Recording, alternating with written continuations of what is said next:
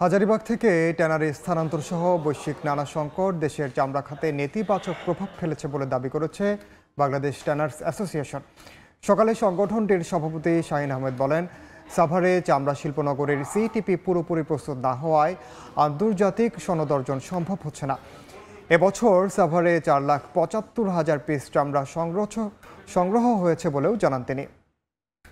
হাজারীবাগ থেকে ট্যানারি স্থানান্তর, COVID-19, Russia Ukraine যুদ্ধ এবং পরবর্তীতেও বিশ্ব বাণিজ্যে বিরূপ পরিস্থিতির সৃষ্টি হয়েছে।